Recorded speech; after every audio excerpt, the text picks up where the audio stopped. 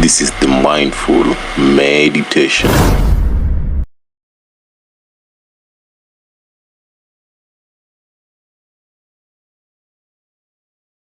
I always knew the answer to everything is raw action. The answer to everything has always been raw action. My dad had a tweet about this. He said that raw action solves all. And he used to say this. I'll give you an example. If you're a farmer and you need rain for your crop and there's no rain, you can sit there and say there's no rain, we're all gonna starve. Or you can stand up and do a rain dance. Now, will your rain dance work? Perhaps not. Perhaps the rain won't come. But I would argue that you're better off standing up doing that rain dance than just sitting there waiting to die. You have to do something. Raw action solves. So when I was broke, I was never like, I'm poor, what do I do? It was, I'm poor, I have to do something. If I was broke, I'd go for a run. That's why I was such a great fighter. If I was broke, I'd sit there and go, I'm actually poor. How do I make money? Dunno. Where can I get some cash? Dunno. What work can I do? Dunno. I'll just go for a run then. And I'll just go for a 3-mile run. You just have to say, well, I have to do something. I can't just sit still and die.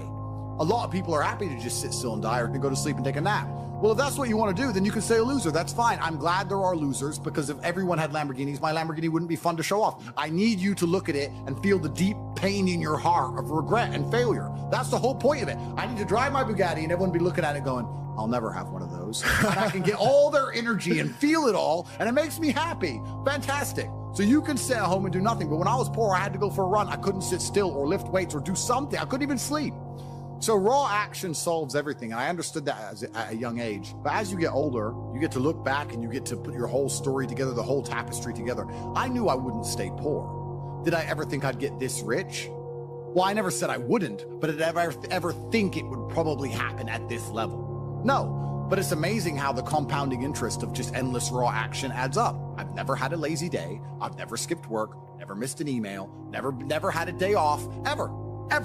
You name if you were to go through the last 3 years of my life, you will see that there's never been a day where I wasn't doing what I was supposed to do. And it all just adds up, and then monumental success comes and you get to laugh at everybody else, ha ha ha, and life's great. Well, I think that initially fighting is always the best thing you can ever do. Especially it's the best way to spend your 20s because you heal superhumanly. You heal like Wolverine. And I can't think of a better use of that superhuman healing ability besides fighting. And it's going to teach you everything you need to know about personal accountability and hard work and overcoming fear and dedication and discipline. There's so many lessons to be found inside of fighting. And plus, it's the most respected sport on the planet. And I think that you'll learn more about yourself and more about life and more about the realities of how the world works if you're a fighter. So I think that's what's so fantastic about it. All of my wisdom and all the things I say doesn't come from books. It comes from life experience. And a lot of my life experience is the brutal realities of violence. So people say, oh, Andrew's so smart, Andrew's so wise, Andrew knows so many things. I've learned all of that simply through fighting. And if you're a warrior in life, the arena may change, but the battle never ends. It's just never ending. And you have to get used to fighting. You have to get used to being under pressure and under stress all the time and being the kind of person who can perform and smile anyway. And I'm glad I spent my 20s training because I can't think of something else. I find it amazing that, like, I speak to people my age and I say, in my 20s, I spent maybe, I don't know, let's say 3 hours a day. What's a decade of 3 hours a day? Let's say 10,000 hours. I spent 10,000 hours in the gym training. You're the same age as me. What did you do with those 10,000 hours? And they can't even tell me what they did. What did you do? Watch TV, go out, go pub, sit around, sleep, nap, chase women. What did you actually do? We had the same amount of waking hours and the same amount of minutes. I know where 10,000 hours of my minutes went, and that's why I'm the champ. That's why I have 4 title belts above my bed. That's how I spent my 10,000 hours. Tell me what you did with your 10,000 hours, which is equal to, comparable to, or superior than how I spent my time. And they can't even name what they did with any of their time. They're like, dunno. So if you're 16, you need to be using every single waking minute towards things you're going to remember. You're going to remember training. You're going to remember working hard. You're going to remember trying to make money. You're spending your life and wasting your time doing things you're not even going to be able to recollect in a few years. You're going to wonder why you fall behind the people who don't waste time. Time is the ultimate currency. Time is money. Time is also strength and power and networks, connection. Time is everything. You can convert it. It's like malleable. Time is like Play-Doh. Yeah. You can turn it into anything. You can turn it into muscles if you go to the gym. Turn it into fighting prowess if you go to the fight gym. But people have all this time and they just mush around with it. And then they're like, I don't know why I'm failing. I wish I was successful. When you're living that type of life and you end up searching for meaning, you end up down the path of hedonism, because the meaning is I want to have as much fun as possible. But fun in and of itself, I was talking to another girl, and I was saying to her that fun, she was saying to me, you know what, Andrew, all you do is work. You never really have fun. And I said, fun is haram. He goes, is fun really haram? I'm like, no, it's not. But please understand what I'm trying to say here. What I'm trying to say is when you look at what most people do for fun, it's haram. Look, what fun is clubs, drinking, running around, laughing like a kid, all this, all the bad things in life, the negative haramities can be attained through this obsession with fun. If you find a man who's obsessed with work, I have things I need to do, and I feel satisfied inside when I do them. I have duty and I have work and I have obligations to fill and objectives to meet. I feel happy when they are done. That is my fun. My fun is clearing my emails, making $2 million in the day, buying another investment property I don't need, going to bed, training hard, eating right. That's my fun. Call me boring. That's what I enjoy. When you were talking about that lifestyle and what you end up searching for in that hedonism, you just end up searching for excesses, right? To have more fun, you want to get more drunk, go to more clubs, and it's just a black hole and it never ends and you end up destroying yourself. Yep. We need discipline, we need purpose, we need to have parameters set for us. And truthfully, as a person, you're happier that way. That's why I quit drinking. People think I quit drinking because I reverted to Islam. That's not why. I actually quit drinking 2 months before that. I was extremely effective on alcohol. I would drink 4 or 5 times a week because I'm extremely rich and I have a very good life and I'm in my mansion and I'm drinking. I was still world famous. I was still making millions of dollars. I was still in fantastic physical condition. All the videos you watched me from a year and a half ago, I still look like a bodybuilder. I still outperformed everybody. I didn't have a drink problem. I could easily quit. In fact, I didn't even want to drink most of the time. It's just a party going on. I was still monumentally successful on alcohol and I could continue to drink alcohol for the rest of my life. But I stopped because I thought, will I enjoy having less fun? Will it be fun to have less fun? Okay, that's all fun. But would it be fun to have less fun? And I said, maybe instead of spending all of our money doing this stuff, we should spend all of our money getting very regimented. We should have loads of members of staff, and we should be up at exactly 7:46, and we should have a coffee ready and hot at 7:47, and at 8:01 we should go into the gym, and we should finish at 8:27, and we should have all of it. We should have everything regimented, and we should produce more content than ever before, and become richer than ever before, but just remove the fun and have fun in not having fun and just being monumentally competent and effective. Okay, well, I'll try it. Let me try for 6 months to give up all fun and just be boring. And then I learned some very interesting things during that time. Firstly, I learned that the whole idea of drinking for being social is now gone. I think we're at the age where if you were 21 and you didn't drink, you didn't have a life. There's no reason to drink for socializing because everything's online anyway. You meet everybody on apps. Nobody cares about drinking anymore. That's the first thing I learned. The second thing I learned is that being exceptionally regimented is fun. I truly enjoy it. I enjoy it just as much as I enjoyed being, because what would happen before is I'd do all my work and I'd train hard and I was always an effective person. I was still 1,000 times more effective than the average man. And then I would take 6 or 7 hours and drink and smoke and have fun and enjoy all the fruits of my labor. I became extremely rich. Why not get on a private jet and have fun? But now, instead of spending those 6 hours having fun, I spend those 6 hours continuing to work.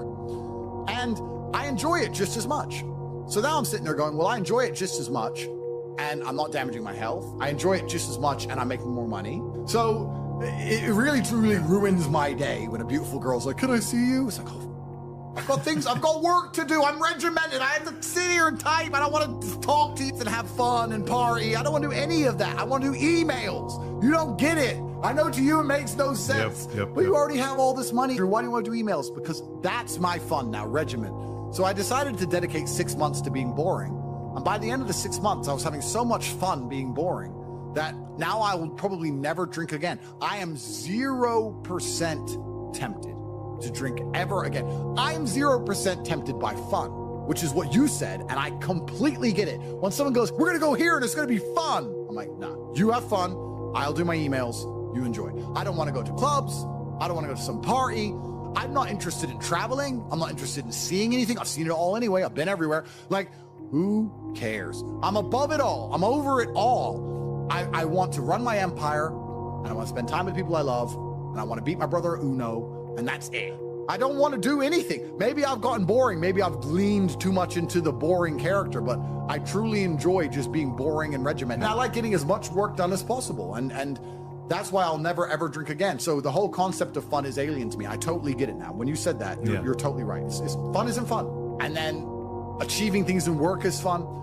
The only thing I guess I can say I do for fun is driving fast cars. But then I need to make $800,000 to buy a Ferrari. So it's still work involved, you know? There's still work involved. But I really believe God's given me one of the best lives, and I can't complain about anything bad that's happened. It's all been fantastic. I'm truly thankful for all of it. I think if a couple bad things happen to you, you should be intelligent enough to realize that eventually you're going to get over it and you're going to learn an important lesson. It's going to change you in the correct direction. And Allah is the best of planners, and He knows what you need to learn. I think that as humans, especially as men, we only learn the hard way anyway. There's two ways to learn a lesson, the hard way and the hardest way. There's no easy way to learn a lesson.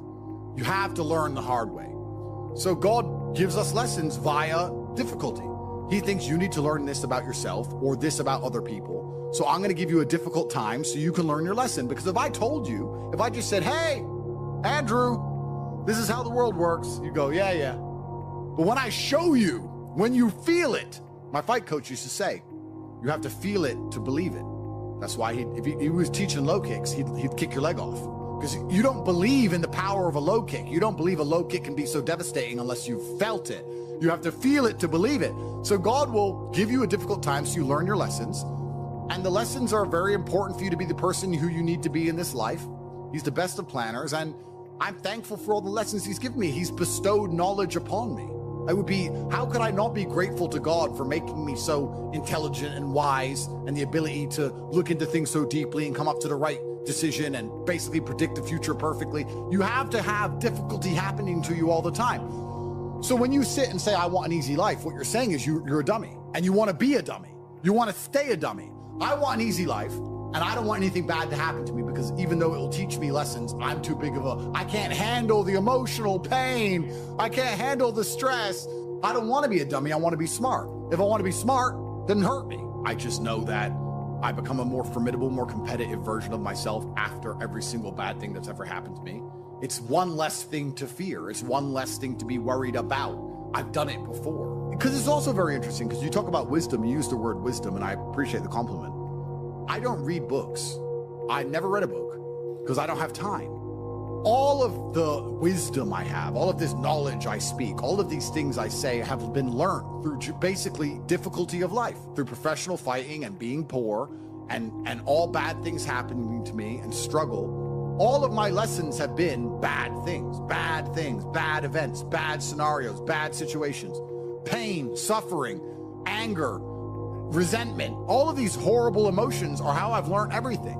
So I thank God for giving them to me. And anyone who wants an easy life wants to stay a dummy. What do you learn if you just get money, you buy a crypto coin, it blows up, you get some money, you go to some restaurants? What do you learn about anything? You don't. Completely. And then the thing that's so interesting is that the people who are choosing the safe option is actually choosing the most risky option. So you're not taking a safe option, you're taking a coward's way out, and it leads to exactly where a coward's way should lead. Cowards in the end do not get to enjoy the shade of the olive tree, because unless you fought in the arena, unless you've been a gladiator, you never get the peace of mind and peace of heart, which is afforded from bravery. So if you choose the safe choices in life, thinking, oh, I'm gonna take the safe route, you don't end up anywhere safe. The safe option doesn't work anymore. You need to take risks. You need to try and start your own business. You need to go all in on things. You need to go wild. You need to be a man who's not afraid to stand up and think, fuck it, it's all on my back and I'm gonna find a way to pull this off. Because any other way, any other option in the world today only leads to a bad scenario. The safest thing you can do are the riskiest things. That's the now scenario we're in. Every single gamble I've taken, which was seen as risky, all paid off for me because I dedicated myself completely. So how do you find happiness? Happiness is in struggle. The struggle and the size of the struggle you're facing, along with how important it is and how important you feel it is deep in your heart, is directly correlated to how successful and how happy you're going to feel all of the time. Struggle is extremely important for a man, and you should be looking to inject struggle into your life permanently. We talked about this in the past emergency meeting, because if you're injecting struggle and that struggle solving those problems lead to a positive place, once you become addicted to it, you're going to become a machine of monumental achievement.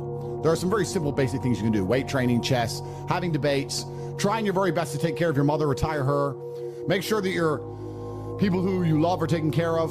You need goals and resistance and something to fight against to live well. because the distance between pain and joy is what we experience. If you only have joy all of the time and no pain, you are not going to be happy. You don't need drugs.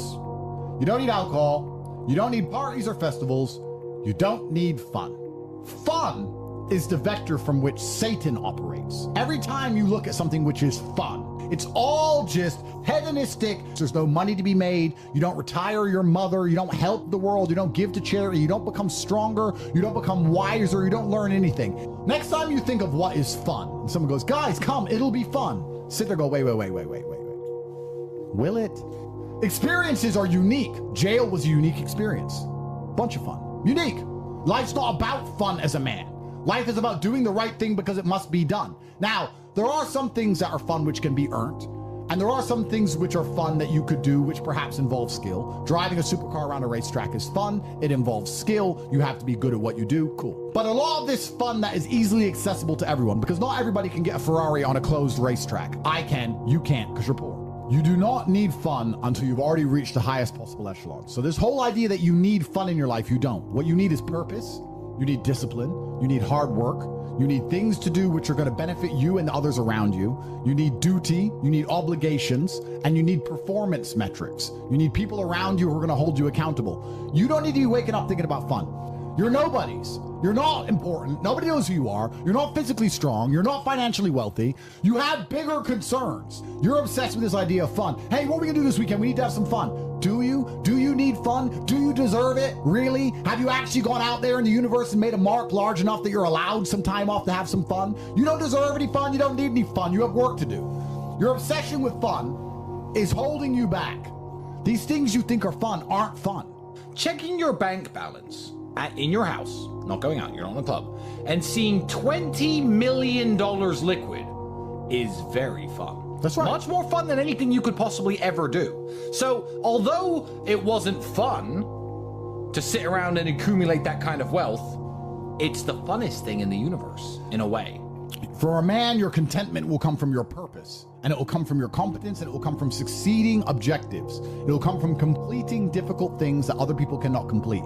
It will never come from the easily accessible hedonism, which you have confused for fun. If everybody can do it, you shouldn't want to do it. If everybody can go to that concert, you shouldn't want to go. If everybody can go to that club, you shouldn't want to go. You should only want to do things others can't do. The only fun I have is doing things I know you're not allowed to do. Putting my Bugatti on an A380 and flying it around the world to a racetrack which I've rented out for only me and only my friends to race around cars. You can't do that. I can. That is fun. But if you say to me, Andrew, come to this party, and I say, well, who's there? Everyone. Oh, everyone's there. Does that mean I need to go, right? It's the event of the century. Ooh, everyone's there. If everyone's there, it's trash.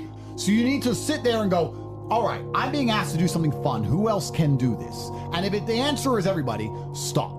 I clear my emails. I've trained hard that day. I've made a couple $1 million. I've spec'd a brand new car. I've checked on all the people I love, all the people I care about. I've donated some money to charity. My children are fed. Their mothers are taken care of. Everything is in order. Everything is in its proper place. That is fun. If you say to me, Andrew, skip a portion of that organization and professionalism so that we can go and do something that everyone else can do, my answer will be no. That does not sound fun to me. And the fact that you think that's fun shows that you have a severe mental deficiency. Stay away from it.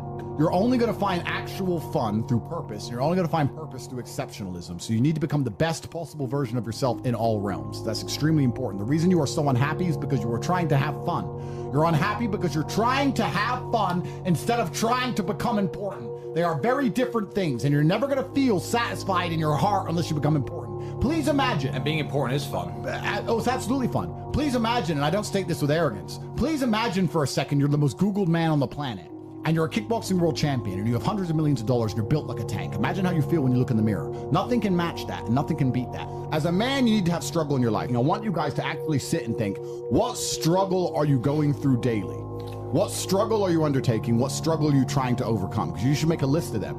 I can know for myself, every single day I wake up and I train physically. Every single day I have to go through X amount of physical pain when my day begins. That is a struggle that must be completed. Then I must try and keep my massive empire online, see my children, take care of everybody. There's struggle involved. My life is difficult. Difficult lives are fulfilling because we used to have to hunt and fish and go out there and go through difficulty to survive. And I often see that when I speak to people who are too comfortable, they end up being unhappy. Yeah. You can't entertain yourself to happiness. You must earn happiness. You must climb a mountain. You must struggle yourself to happiness. That's extremely important. There must be physical, mental, social, creative, some kind of spiritual struggle. And those things being satisfied is what's going to satisfy you. It's like Bitcoin. Bitcoin's a mathematical equation. You solve the equation, you get a Bitcoin. Life is very much the same. There's struggles, there's difficulties which you have undertaken, which you have adopted to try and complete.